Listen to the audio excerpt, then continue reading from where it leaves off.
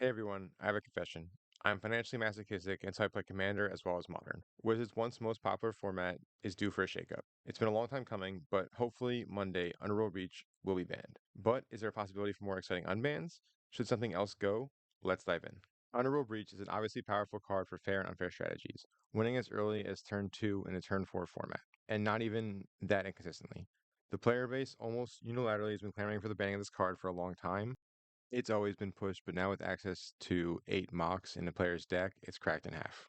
Just because people are complaining about this card doesn't mean Wizards is going to ban it. They're not notoriously crowd pleasers, but Modern has once again devolved into a shell of what it once was at LGS's, and Wizards needs to correct the format and remove this card. I would be so shocked if they didn't. I think this also begs the question, why should we have to wait? This is the third cycle of a deck dominating the meta in the past year. Each time the meta or the most broken thing gets solved, participation dwindles, excitement dwindles, diversity dwindles, the format itself dwindles. Fire design is a double-edged sword. Modern gameplay in terms of dopamine per card is absolutely fantastic. The Modern Horizon sets were as exciting as they were powerful. They weren't all bangers, but a lot of them filled certain niches, and as a whole, despite the block constructiveness, the format was really given a nice shot in the arm for a lot of cool, unique strategies. The problem is the broken stuff rises to the top. Undeniably, Wizards wants to add to the format in terms of quality of game experience and just generally fun cards to play with. They also clearly want to push underplayed decks like Eldrazi Tron of the past. Unfortunately, they may have gone too far past where the bar currently was. That's another problem. However, this problem is stemming from their goal of increasing deck diversity and player experience for the format. This also leads to some of those yucky moments where you have to wade through months of playing the same few decks because they're in a tier of their own, and not playing them would be akin to handicapping yourself in a race. Wizards needs to be targeted with unbans, and they should be intended to bring back strategies of yesteryear for the nostalgic player base, not crack the format in half like Mox Opal. In the Underworld Breach deck, but I think still Mox Opal. They can't just throw unbanned choices at cards they think people will enjoy without consequence, right? They need to aim for the lowest branches first and surgically pick cards that will be fun, but are not more powerful than what's going on already. This is a chance to bring back cards that were too powerful and are no longer too powerful. However, even surgeons make mistakes, but you bet your ass if an artery is gushing out and you're flatlining, the surgeon will try their best to put you back together as soon as possible. Stop the bleeding, Wizards. Your format is lying on the floor in a pool of its own blood. Emergency bans will lead to some expensive card getting banned feel bads.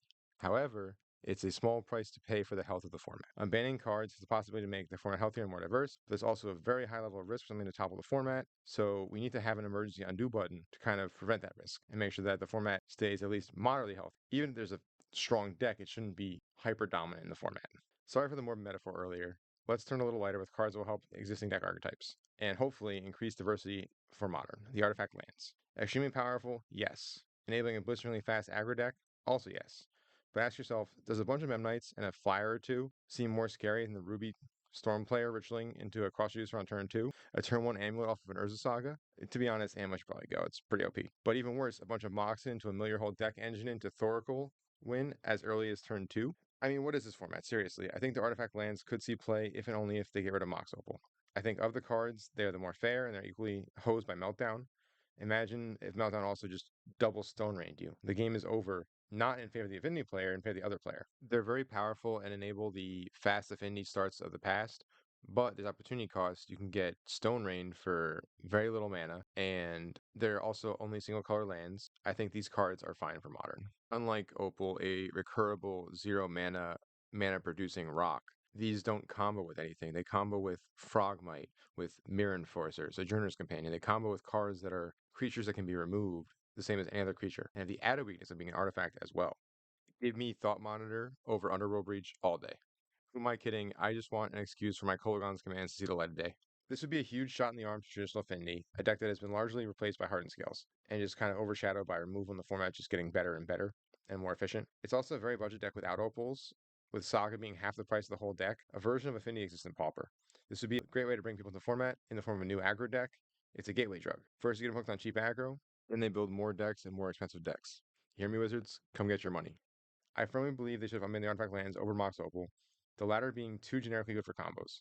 It isn't used in an artifact deck, it's used in a combo deck because having 0 cost is good or something. Who knew? One questionable unban that I would personally do, but I understand people thinking unsafe, is Guard Gravetroll. Dredge is barely a deck right now, and Graveyard Hate has never been stronger or more prevalent. I don't think Dredge is quite the boogeyman it used to be, And this is the most quantifiable card on here. It will increase dredge by 8 out of 42 points of dredge in the whole deck, with access to one big Chongus of a 5-drop if the game ever gets that far, and if the opponent has no graveyard hate, which is equally unlikely. Eldrazi decks even run a tutorable Bojuka Bog. Every deck is packing graveyard hate to the teeth. You know they got that thing on them like a free frosty key tag.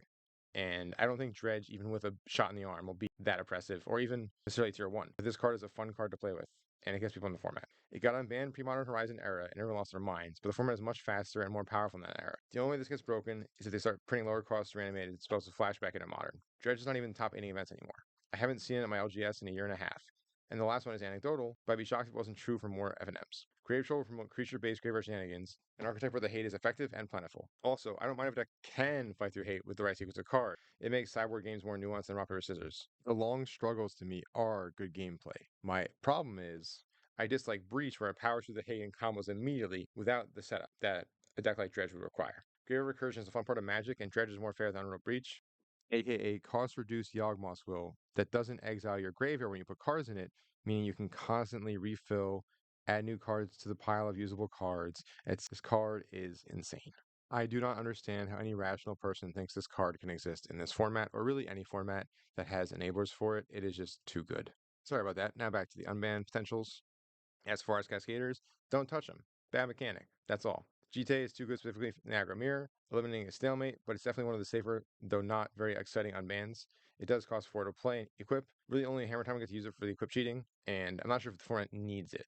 This would basically go in Hammer Time as a way to punish chump blockers, which I'm not sure the format needs to have. It only helps a somewhat unfair deck beat fair decks. Wizards wants to add fun experiences to the format. I'm not sure this is that. Punishing Fire is safe and almost certainly not good, but only punishes weenie aggro decks, which is again not a positive for the format necessarily. Conversely, I wouldn't mind Fury to fight energy, but people call me crazy on that one.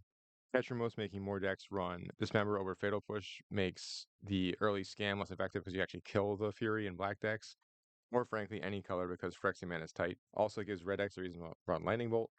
Not only that, but Omnipresent Graveyard Hate makes the scam less reliable. Granted, you want it on turn 1, but Surgical is in a lot of decks for combo, and as well as main deck relics in Black-White Ketramos, and a lot of Martellas still run Cling to Dust in the main. I think this card could probably come back, but people are definitely less enthused about it than I am. It also presses Eldrazi before they can dominate you if it gets scammed, and that deck needs more things working against it. We saved the best for last. Now, hands down the safest, and I would argue most fun unban is Birthing Pod. Birthing Ritual does fill a similar role. However, Ritual encourages a full combo-oriented build with 4 elves for consistency, while Pod encourages a toolbox build, probably still some combo, but with more fun deck building decisions, value pieces, and answers, things that attract players to the game. Ritual also produces a sort of feel-bad variance when the hits are too good, or if the hits are too bad for the person who casts the ritual. Pod eliminates its tension in the outcome by costing more and giving the player more agency. It's slower, but it's more effective at what it does. It's a more targeted approach to type of deck, and can lead to tons of brewing creature decks. The card activation costs mana. Hell of a concept nowadays. Actually paying for your nice things. Pod will let slower creatures that have fallen out of the meta find their way back. Otherwise, you would never play a 3 or 4 drop in the current removal and threats of modern. The speed of the format alone prohibits Pod from being problematic. Please, please, please bring back Pod. Too long didn't read. Underworld Breach needs to be banned. Amblin and Opal probably should be, but they won't be banned. For unbans, Pod is safer than sitting on the couch. Grave Troll is safe, but y'all are cowards. Fury could also likely be safe, but again, people were kind of worried on that one. Artifact lands could be unbanned if Opal itself was banned. Let me know if you like this video and be interested in more modern brain content. Any cards you want to see unbanned, let me know in the comments. The next 2 videos will be Commander ones, my most powerful deck, followed by a fun Reanimate aggro deck. Be sure to like and subscribe to the channel for more Magic content in Commander and Modern. Stay frosty, my friends.